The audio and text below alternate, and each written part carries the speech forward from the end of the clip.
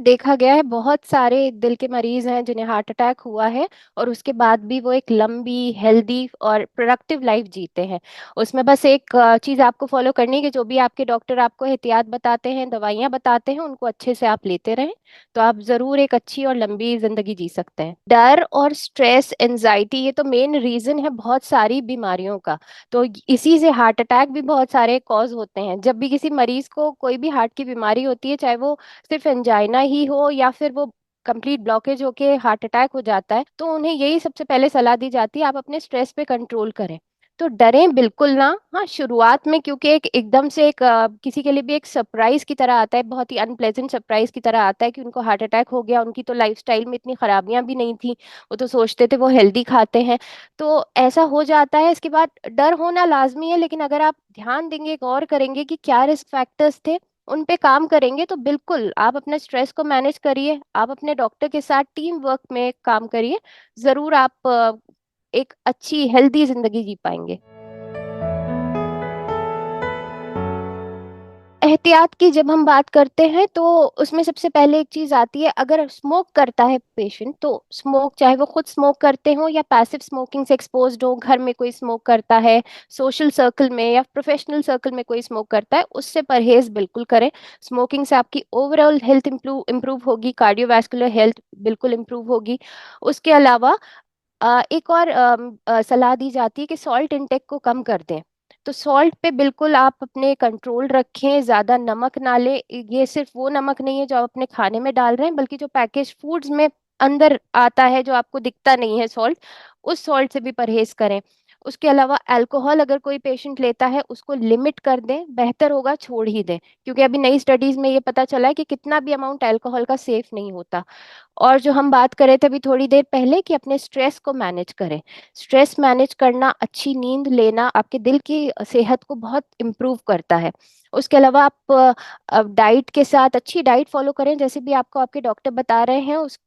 एक healthy fruits, vegetables से rich, whole grain से रिच डाइट, और रेगुलर फिजिकल एक्टिविटी करें। बहुत देर तक, जैसे आजकल हमारे काम हो गए कंप्यूटर स्क्रीन के सामने बैठ रहे हैं, फिर उसके बाद टीवी स्क्रीन के सामने बैठ रहे हैं, फिर हम मोबाइल के अंदर स्क्रॉल कर रहे हैं काफी देर तक। तो अभी कहा जाता है कि sitting is the new smoking.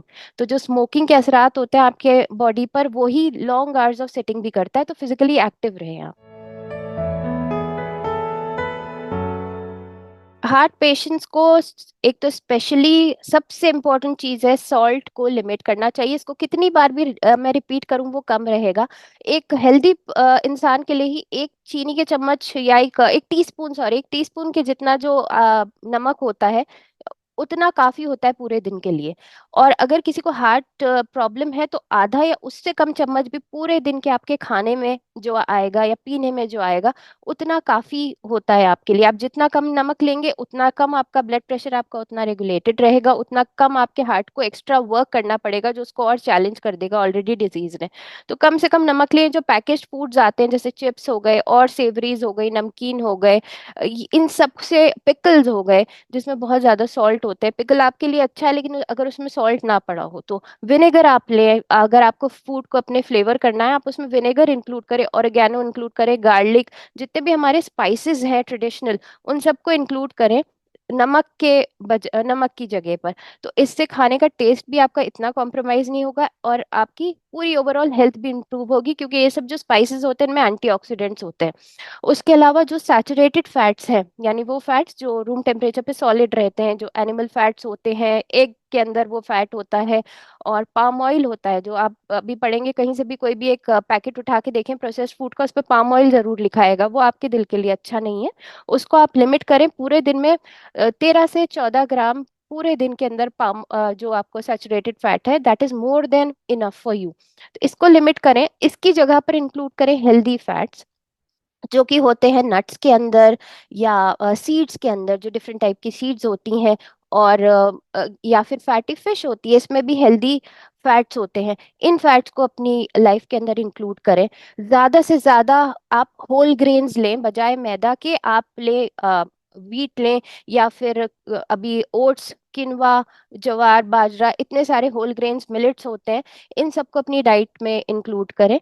और फ्रूट्स वेजिटेबल्स को तो हम कभी अंडरमाइन कर ही नहीं सकते। जितनी सर्विंग्स आप ले सके उनकी पूरे दिन, फ्रूट्स पे स्नैकिंग करना, क्यूकम्बर्स पे स्नैकिंग करना, ये आपके दिल को बहुत बूस्ट देगा, आपकी ओवरऑल हेल्थ को बूस्ट देगा, आपको हेल्दी वेट लॉस अचीव करने में हेल्प करेगा। तो इस तरीके के चेंजेस बहुत ज़रूरी हैं खान पान के अंदर। और फिर उसके अलावा आपके डॉक्टर अगर आपको कोई और स्पेसिफिक प्रॉब्लम्स है, जैसे मान लीजिए किडनी डिजीज है, तो मे बी वो आपको प्रोटीन को लिमिट करने को कहें। वैसे बाकी मरीजों को प्रोटीन अपने एज और अपने वेट के अकॉर्डिंग लेना होता है, तो ये आपके डॉक्टर और ज्यादा आपको गाइड करेंगे कि कितना प्रोटीन, कितना फैट, कितने कार्ब्स आपके लिए पूरे दिन में जरूरी है। कार्डियक रिहैबिलिटेशन और एक्सरसाइजेस का बहुत इम्पॉर्टेंट रोल है हार्ट पेशेंट्स के लाइफ में। हर किसी की लाइफ में ज़रूर फिजिकल एक्टिविटी ज़रूरी है, बट जब किसी को कोई हार्ट की प्रॉब्लम हो जाती है, तो उनको, जब अभी अगर मान लीजिए आपको अभी हाल फिलहाल में ही किसी को हार्ट अटैक हुआ है, तो उनको अपने डॉक्टर से पहले पूछना चाहिए कौन सी एक्सरसाइजेज मैं सेफली कर सकता हूँ या कर सकती हूँ। तो एक्सरसाइजेज की बात की जाए तो एक्सरसाइजेज को हम 3 ग्रुप में बांटते हैं: एरोबिक, रेजिस्टेंस ट्रेनिंग और जो स्ट्रेचिंग रूटीन होता है। एरोबिक एक्सरसाइजेज जैसे कि वॉकिंग हो गई, स्विमिंग हो गई, साइकिलिंग हो गई, या फिर लाइट जॉगिंग हो गई, ये सब आपके हार्ट की हेल्थ को इम्प्रूव करेगा, आपके हार्ट का परफॉर्मेंस, उसका आउटपुट इम्प्रूव करेगा। और इससे आपके जो रेस्टिंग हार्ट रेट है वो भी कंट्रोल में आती है। तो आप डॉक्टर से पहले पूछें आप कैसी कैसे शुरू कर सकते हैं। मे बी वो आपको बोलें कि पहले लाइट वॉकिंग करें 10 मिनट की, फिर 15 मिनट की। तो ऐसे करके 30 मिनट, हफ्ते में 5 मिनट, अगर हफ्ते में 5 दिन अगर आप कर लेते हैं 30 मिनट, तो वो आपके हार्ट की और ओवरऑल हेल्थ के लिए बहुत ज़्यादा फायदेमंद होता है।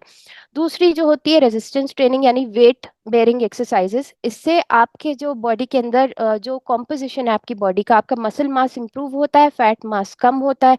डायबिटीज अगर किसी को है या डायबिटीज का खतरा है, तो ये उसको भी लोअर करता है, आपकी बॉडी के अंदर इंसुलिन की सेंसिटिविटी को बढ़ाता है। लेकिन रेजिस्टेंस ट्रेनिंग में ये ध्यान दें बहुत ज़्यादा वेट्स एकदम से उठाने ना लगे, क्योंकि उससे भी आपके दिल पर जोर पड़ता है। तो जो भी एक्सरसाइजेज शुरू करें, कम और धीरे धीरे उसे बढ़ाएं। और जब भी एक्सरसाइजेस करें आप ध्यान दें कोई सिम्टम्स तो नहीं डेवलप हो रहे हार्ट, आपको हार्ट डिजीज के जैसे पहले हुए थे, सांस बहुत ज्यादा भारी हो जाए या दिल में दर्द। आराम भी कर लें आप बीच बीच में, अगर गैप गैप लेना अच्छी बात है, एक्सरसाइज के बीच में थोड़ा थोड़ा आराम कर लें ताकि आपके हार्ट बीट फिर से नॉर्मल हो जाए। तो इस सब पे गौर करें कि कोई ऐसे अनप्लेजेंट सिम्टम्स तो नहीं हो रहे। आपके डॉक्टर आपको एक जबान के नीचे रखने की टैबलेट्स होती हैं, ये आपको देते हैं, उसको हमेशा अपने साथ रखें। कभी ऐसे सिम्टम्स हो आपको, आप बैठ जाएं, वो दवाई लें, और फिर अगर फिर भी कंट्रोल ना हो अपने डॉक्टर से आप बात करें। कभी भी एक्सरसाइज करनी है उसको स्टार्ट करें एक वार्म अप रूटीन से। सबसे पहले स्ट्रेचिंग करनी है, इससे आपकी फ्लेक्सिबिलिटी, रेंज ऑफ मोशन और हैप्पी हॉर्मोन्स बॉडी में निकलते हैं। तो इससे शुरू करें, थोड़ा सा वार्म अप करें, अपनी एक्सरसाइज करें, फिर धीरे धीरे कूल डाउन करें। अब्रप्टली स्टार्ट अब्रप्टली स्टॉप नहीं करना है, कोई ऐसे एक्सरसाइज नहीं करनी है जहाँ बिल्कुल आउट ऑफ ब्रेथ हो जा रहे हैं, सांस रोकनी पड़ जा रही है, इतनी ज्यादा तकलीफ हो रही है। तो एकदम धीरे धीरे एक्सरसाइज शुरू करें, धीरे धीरे आप अपना जो भी एक्सरसाइज की इंटेंसिटी है उसको बढ़ाएं, और अपने डॉक्टर को और अपने जो भी आपके फिजिकल थेरेपिस्ट हैं उनको हमेशा अपने साथ लूप में रखें कि क्या आपके लिए अब और बढ़ाया जा सकता है या कम करा जा सकता है, जो भी है वो गाइड करेंगे।